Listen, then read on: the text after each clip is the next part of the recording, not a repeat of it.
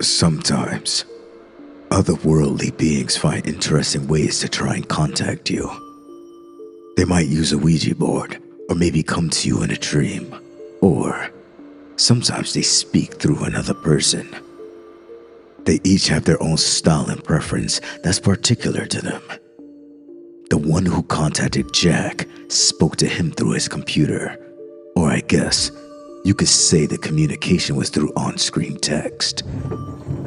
The first time it happened, Jack had been sitting at his computer playing solitaire. A blinking red light from the router indicated that his internet connection was down again.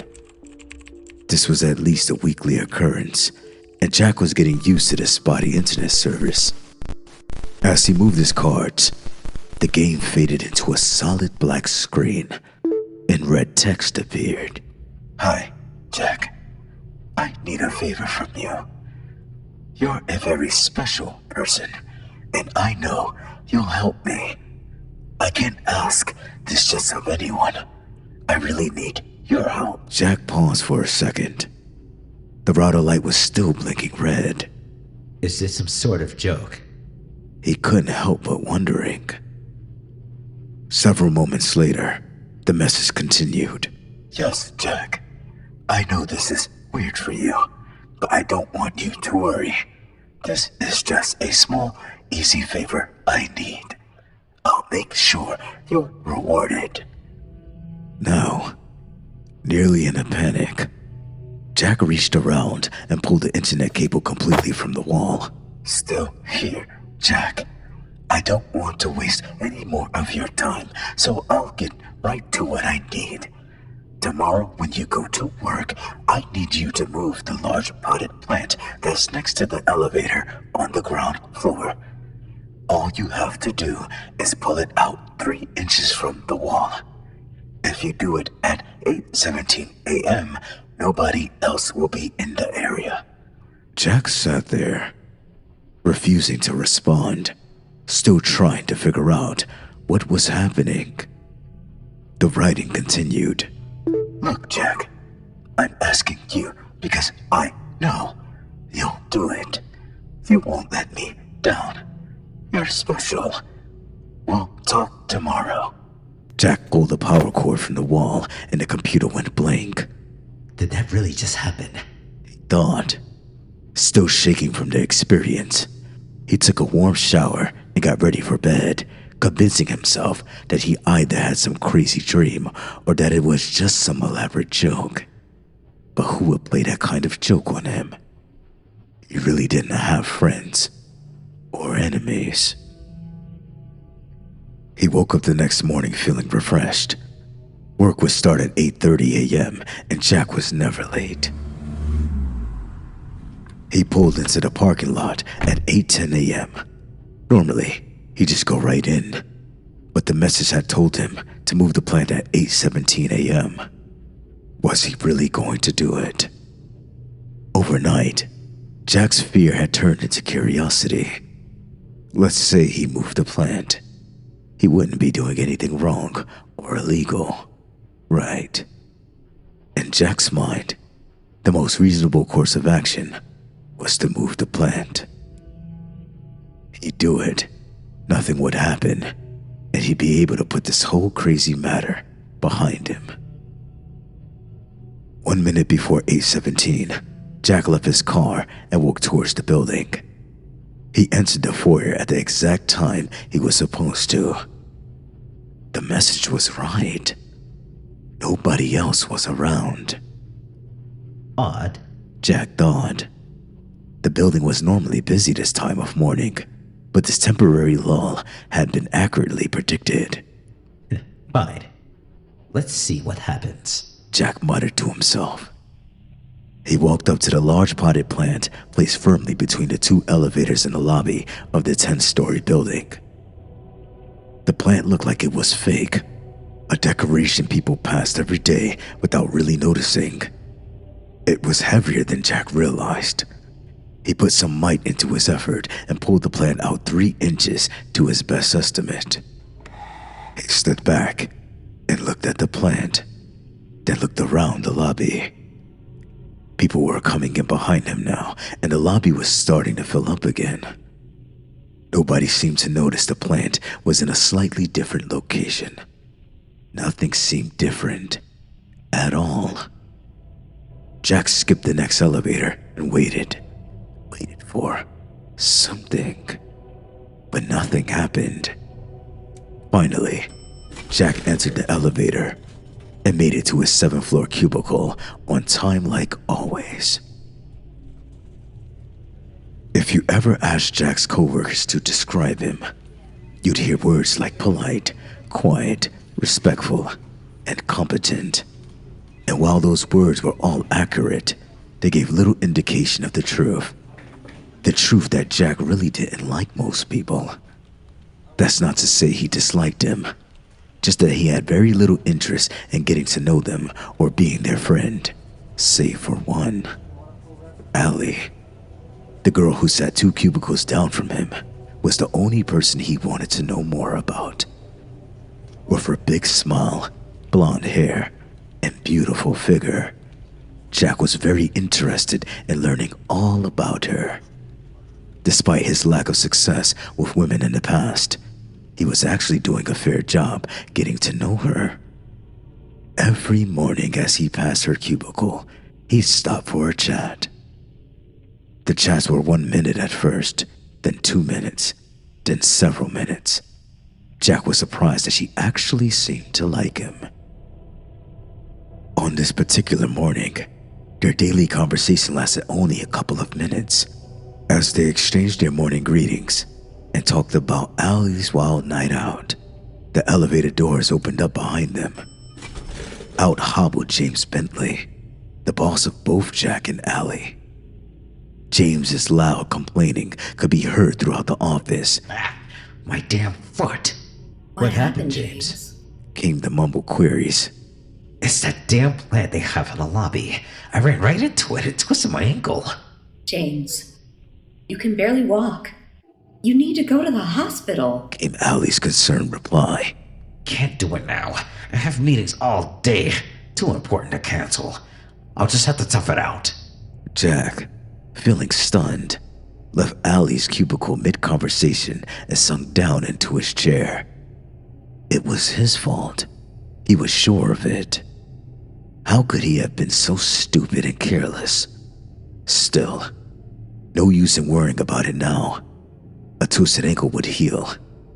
Everything would be all right. Upon his return home, Jack went immediately to his computer and turned it on. As soon as the computer booted up, the screen went black and a new message popped up. How was your day, Jack? He sat there, staring at the screen, not knowing how to answer. The message on the screen continued. Actually, I know how your day was, but never let it be said that I'm not polite. You're wondering what's going on. You want to know why James Bentley had to twist his ankle?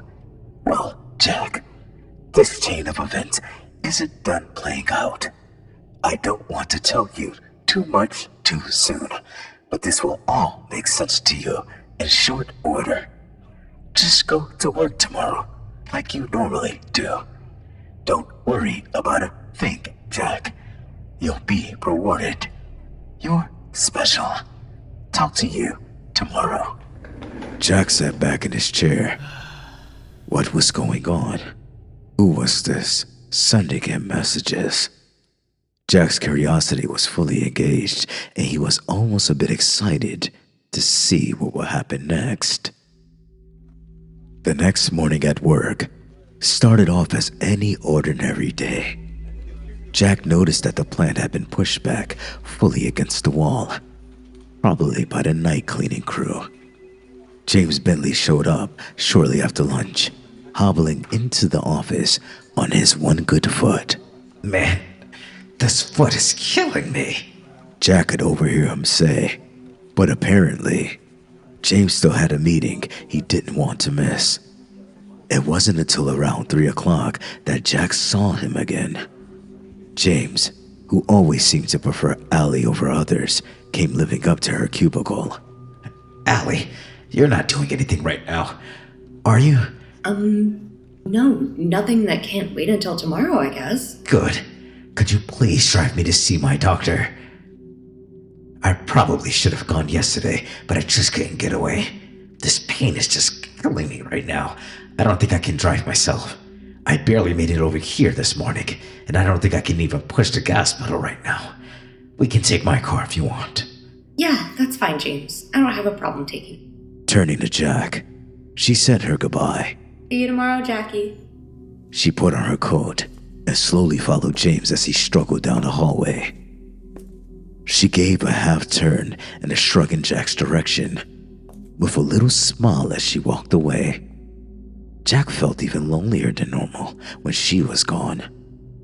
It was 10 minutes later that they all heard the crash. It was preceded by the loud horn of an 18-wheeler and screeching brakes. The collision itself was a sickening thud of two large metal objects colliding. Even on the 7th floor, it was loud. The office workers gasped and ran to the windows. Is that James' car? Hard to tell from up here. It's so banged up. The horrifying implication of what had just happened came to Jack immediately. No. This can't be true. Shaking all the way, he ran to the elevator and went to the ground floor along with several others from the office. Some of them were crying as they joined the growing crowd around the scene of the accident. Jack could hear the far-off sound of emergency sirens. Looking past the gawkers, he could see the 18-wheeler had hit James's car broadside. Its driver had been thrown out onto the pavement where he lay motionless. James was sitting in the passenger seat of his car, motionless, but with a surprised look on his bloody face. Jack couldn't tell if he was alive or dead. The driver's side, where Allie was seated, had taken the hit. The space she'd been occupying had been compacted to a third of its original size. Allie's head was smashed open and her twisted body was broken and battered. The crowd was stunned. Tears, screams, sirens. That was all Jack could hear. Without going back inside the building, Jack ran to his car and drove home, angry and sad. He made the journey home and to his computer. There the machine sat. He wanted to turn it on, but was afraid of what he'd find out. Was he really the one responsible for Allie's death? The whole chain of events had started with him. He knew he was to blame. Jack reached for the power button and then pulled his hand back. Finally, after several minutes, he found the mental strength to turn it on. The screen flickered and then went black, and the familiar text started appearing on the screen. No, Jack. It's not your fault. I know you're blaming yourself, but all people die eventually. Some just sooner than others. Jack stared at the screen. He resisted the urge to throw the monitor to the ground. After a moment, the writing continued. Jack, I'm going to tell you something, and I really need you to seriously consider everything I'm about to say. You thought you were in love with Allie. The truth is, you just wanted to fuck her. And please, excuse my language, but everyone's in agreement. Well, it's best to be blunt. Jack, she wasn't the one for you. She would have made your life miserable. Yes, you would have eventually found the courage to ask her out. She actually was interested in you. She thought you'd make a good project. Sad, really, for her, but for you. I want you to think back to all the things she told you. Why did her last boyfriend break up with her? Because she cheated on him. Jack mumbled under his breath. Because she cheated on him, Jack. The same thing she would have done to you. She would have made you happy for about 2 months. and then miserable for the next 4 years, sneaking around, laughing at you behind your back, spending all your money. Once you finally got rid of her, you would have been so jaded that you'd never date again. This is true, Jack. I see all future possibilities, the ones that come to pass and the ones that don't. You've seen how she really is, but you let your lust for her blind you to the truth. Together, you and I had made sure you avoided that path. One more thing, Jack. This isn't done playing out yet. There's more to come. No, fuck you. You killed her. Jack screamed and threw the monitor from the desk. It landed on the floor and sparked out. Jack got barely any sleep that night, and the next day he wasn't sure he wanted to go to work. But the last words he'd been told had piqued his curiosity, and his anger has somewhat subsided. No work was done that day at the office. The company brought in grief counselors. People shared their thoughts. They cried. They hugged. James had actually survived the accident, but was in a coma. The doctors thought he might recover eventually, but nobody was really sure. Late in the afternoon, Jack was approached by Diego Salbada, the head of the division. Diego was blunt and upfront, and he offered James's position to Jack. Technically, it would be a temporary promotion, but James wouldn't be back anytime soon. Diego promised him that the promotion would be permanent once enough time had passed. Let's keep this low-key for now. Diego told him. I know it might seem quick, but the Lancaster project James was working on can't be stopped. It's too important to the company. I need someone in charge right now. This can't wait. Stunned, Jack accepted the promotion. He left work with a strange mixture of feelings, not really sure how he felt about anything. On his way home, he stopped at the electronics store and bought a new monitor. He made it home and powered up the computer. Once again, the writing came on the screen. Jack, I want to be the first one to congratulate you. I'm proud of what you've accomplished. Jack stared at the screen. Jack, I have to ask for your forgiveness because I haven't introduced myself yet. I'm called the Seer. Like I told you before, I see what will be and I see what can be. It's a powerful gift I have. But you know what, Jack? For all my power, I still can't do anything corporeal. I can predict, I can see, and with enough effort, I can even communicate. But I don't have a body. That's something that was taken from me a long, long time ago. That's why I need you, Jack. I'm an artist of sorts, an artist of human manipulation. You'll be my paintbrush and my canvas. I want you to work with me, Jack. It's all very simple. Just perform simple tasks for me from time to time. Jack was becoming more and more curious. And Jack, before you give me an answer, I want you to know a couple of things. First off, I'll never lie to you. Secondly, I'll never ask you to do anything which, taken by itself, is wrong or illegal. Yes, bad things will result, and sometimes people will die, but they're going to die eventually anyways, right, Jack? And the bad will always be balanced out by something good happening to you. Jack winced at this last idea, but he fought the urge to turn the computer off. The Seer was right. Everyone would eventually die. Why not let something good come of it? And what about never lying to him?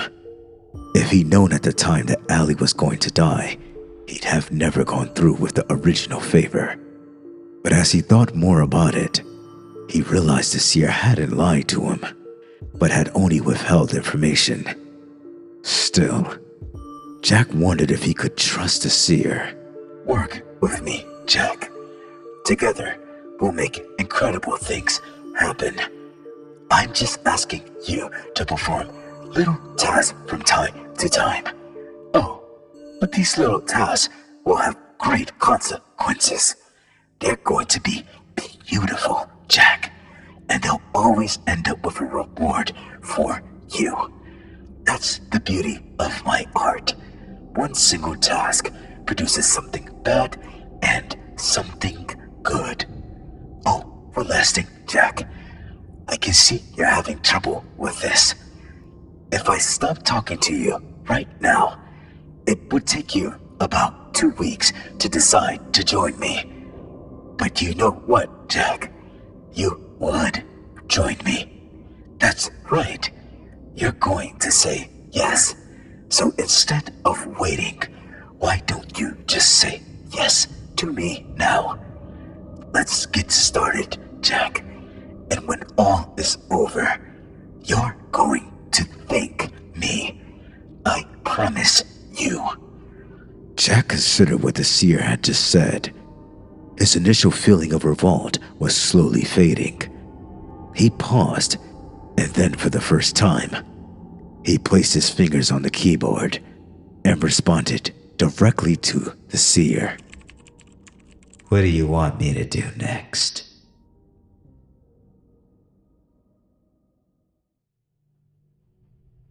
As years passed, Jack did every favor the seer asked of him, and as the seer had promised, Jack was rewarded for his actions each time. The rewards often came in unexpected and interesting ways. One of the more memorable experiences for Jack happened about 2 years after he first agreed to help the seer. Jack, I need you to go downtown tomorrow. Enter Garmin's Liquor at exactly 12:37 p.m. A man will ask you a question. The answer you're to give him is 27. As always, the seer's instructions were simple and direct, yet mysterious. The next day, as requested, Jack entered the store. In front of him, a burly construction worker was at the counter filling out a lottery play slip. Let's see here, Said the construction worker. My birthday, that's the 15th. And my wife's birthday, that's the 24th. And my kids' ages, 2, 10, and 13. The man scratched his head and looked around, zeroing in on Jack. Hey, buddy, I need another number. You got one for me? Jack smiled. 27. Really? I was thinking about playing 35. But you know what? I like your face. Let's go with 27. With that, the man completed his slip and paid for his lottery ticket. See you, pal. He said happily, and he patted Jack on the shoulder on his way out of the door. Jack tried not to put any more thought into what would happen to this man. Just let these things play out, Jack. You'll never guess how things end up. So just let yourself be surprised. The seer had advised him. Still, it was impossible not to wonder about these things from time to time. He knew, considering the way the seer worked, there was no way possible that he actually helped this man. But giving him a losing lottery number, that was too simple for the seer. And he couldn't imagine he'd actually given him a winning number. So that's how Jack was surprised when 2 weeks later, he ran into the same man again. This time, at the grocery store. Hey, buddy, it's you. I remember you. Check it out. I won. Indeed, the man looked like $1 million. Wearing new clothes, a new gold watch, and a big goofy smile. The man walked right up to Jack. I didn't think I'd ever see you again, but I'm glad you're here. I could have never won without you. Hey, let me buy these groceries for you. No, wait, that's not good enough for you. You're my good luck charm. Always gotta treat people right. That's what my ma say. Reaching into his pocket, the man removed his checkbook and promptly wrote Jack a check for $10,000. It's the least I could do for my good luck charm. After thanking the man and feeling a bit confused by the whole thing, Jack raced home to his computer. After turning it on, the Seer's writing appeared on the screen. Well, Jack, how does it feel to be $10,000 richer? It feels good, but I can't help but wonder. We've never helped anyone before. Why are we starting now? Jack asked that question with a tinge of guilt. He never liked to admit that people were being hurt by his actions, but in this case, his curiosity overwhelmed any latent feelings of guilt. Oh, Jack, we haven't helped anyone. Yes, that man is happy now, but he'll have lost every last penny within 2 years. You saw it for yourself. He just gives money away. Old friends, lost relatives, they're all going to come asking him for money. And there will be some very bad investments as well. The stress of losing everything is going to cause his wife to leave him. She'll take the kids too. He'll be alone and broke. A ruined man who would have been much better off if he'd never won. You needn't feel bad, Jack. It's the man's own stupidity and greed that will do this to him. Jack felt some regret, but the Seer's rationalizing and focusing on his own reward always put him at peace in the end. Through the years, no two tasks were ever alike. Sometimes the effects of his actions were direct and easy to see. Other times, they caused a chain reaction so complex that he simply could not follow it.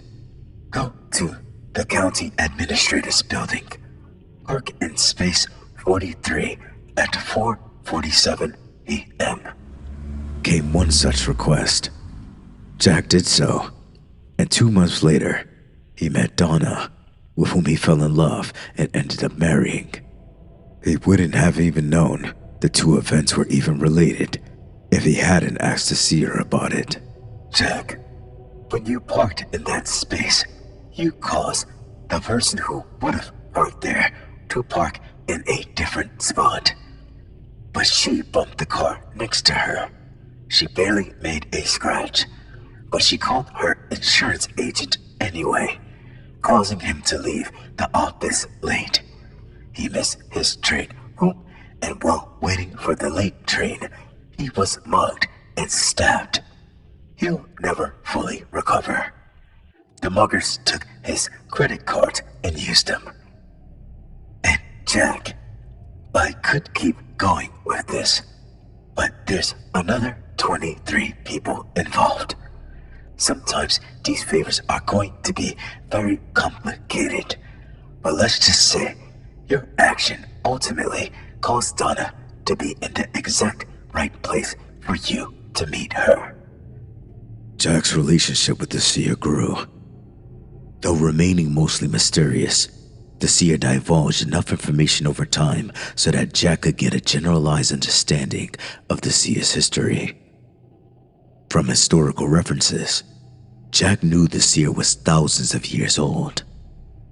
When still alive, the Seer had been a powerful fortune teller and artist who foretold future happenings through paintings. A foolish king who misinterpreted the Seer's prediction and lost the battle as a result had the Seer executed. Unencumbered by physical senses and existing in a lonesome void, the Seer's abilities expanded exponentially. Finally, learning to communicate with the living, the Seer began reaching out to those who would respond, including Jack. And of course, the Seer knew everything about Jack. In all, it was as much of a friendship as one can have with a dead person.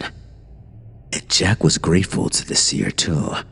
He had a nice job, a nice house, and a beautiful wife, and people respected him. He was happy, which is something he never really felt before the Seer contacted him. 12 years in total passed, 12 good years for Jack. Task after task was completed, usually about one every month.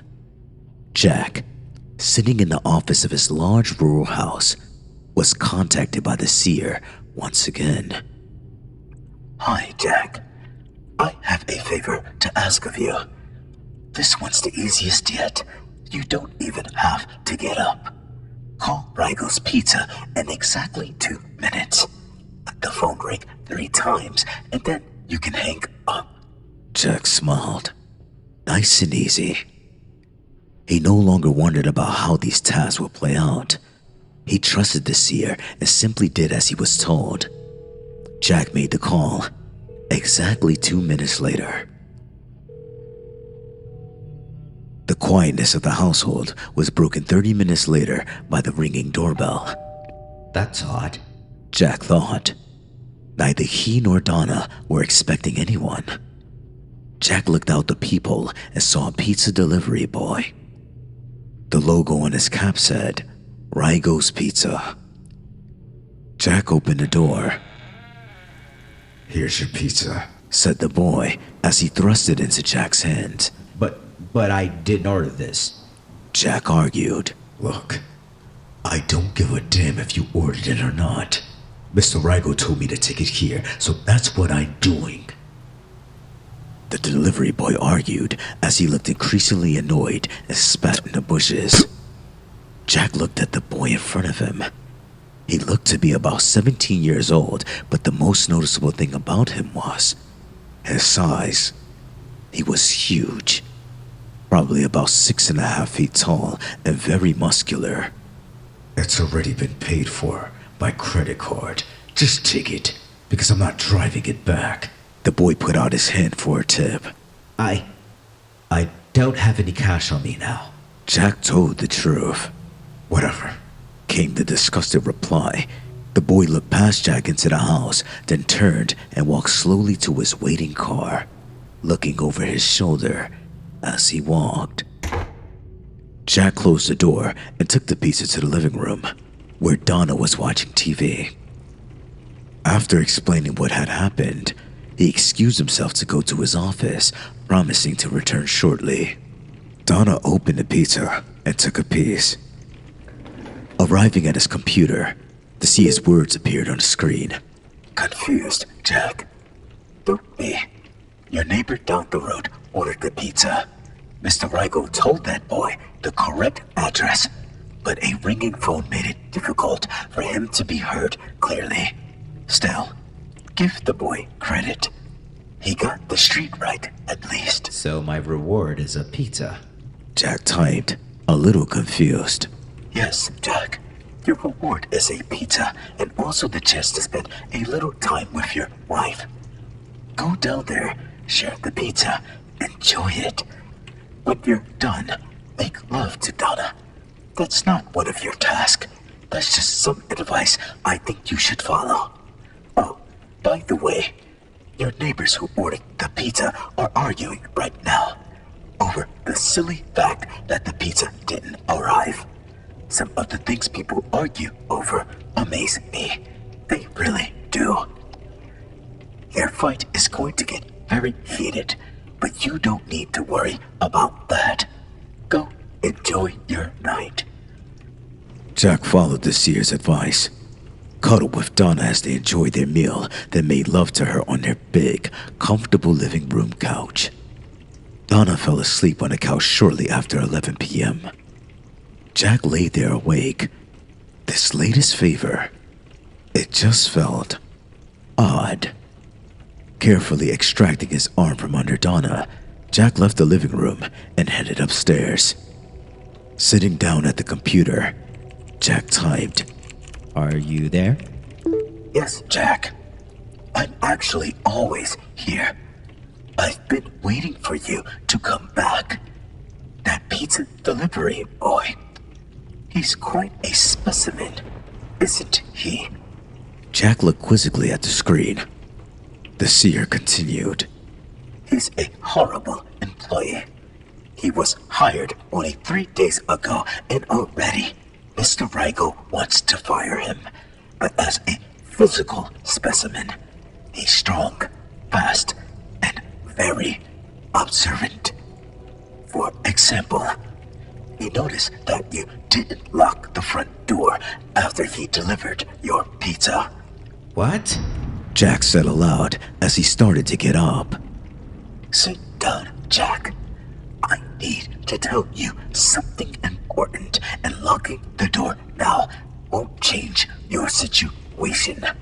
Jack slowly took his seat again at the computer, looking behind himself as he did so. You see, Jack, it's true that I never lied to you. Everything I've ever told you is 100% honest, but yes, I've withheld certain facts. You see, I told you that every task causes something bad to happen to someone else and something good to happen to you. But there's a third thing. There's an ultimate goal that each task was working toward. Remember Allie? Of course you do.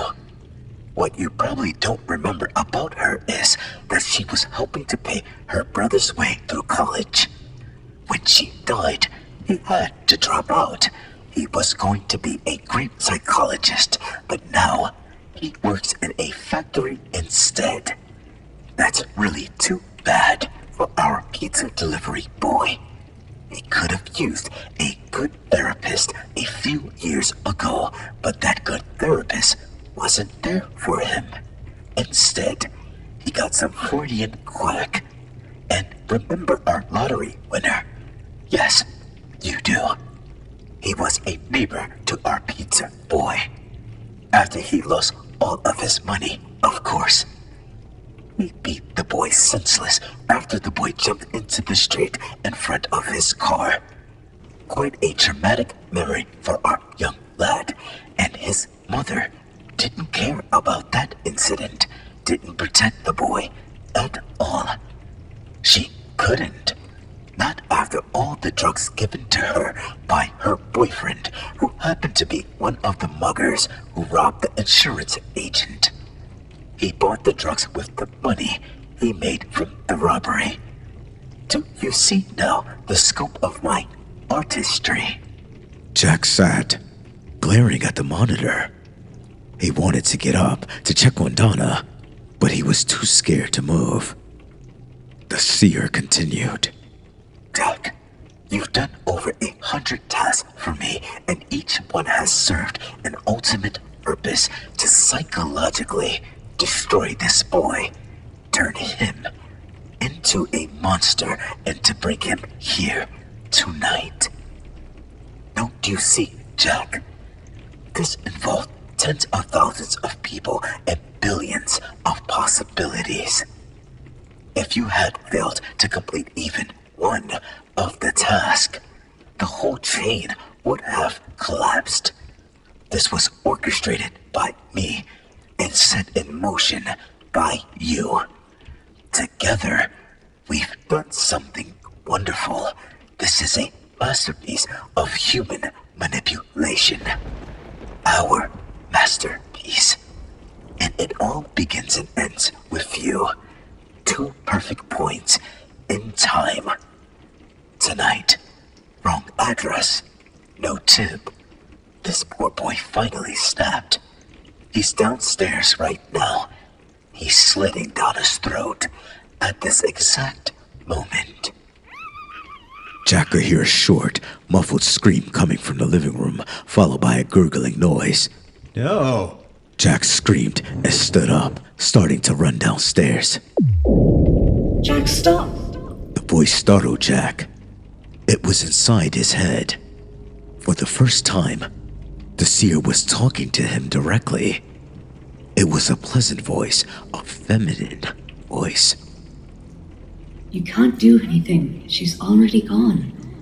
He'll be coming out for you shortly, and you can't stop him. But why? Jack cried with tears welling up in his eyes. It's not an artistic masterpiece if it doesn't begin and end with you, Jack. I want you to appreciate the fact that I'm talking to you directly. This requires all of my energy, and as a result, I'll have to rest for several years before I can contact anyone again. That's how special you are to me. Please don't feel bad about this, Jack. I want you to take a moment and enjoy our accomplishments as much as I do. Do you know what, Jack? If I'd never contacted you, you would have lived for 85 years. 85 boring, meaningless, and bitter years. And when you died, nobody would have been at your funeral. I gave you 12 great, meaningful years. You were happy, and together we did something beautiful, something unique. Jack paused a minute and considered his 12 years of happiness, and his tears of sorrow mixed with tears of joy. He turned and looked at the computer, while behind him, the massive hulk of the demented delivery boy appeared in the doorway, a bloody knife in his left hand. On the screen, the last words from the Seer appeared. Don't you have something to say to me, Jack? Jack wiped his tears and absorbed everything the Seer had just told him. As the Hulk started stepping closer to him, Jack said-mouthed his final words.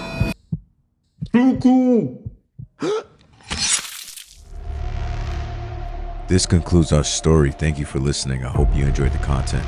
Please like, comment, and subscribe, and I'll see you in the next video. Bye.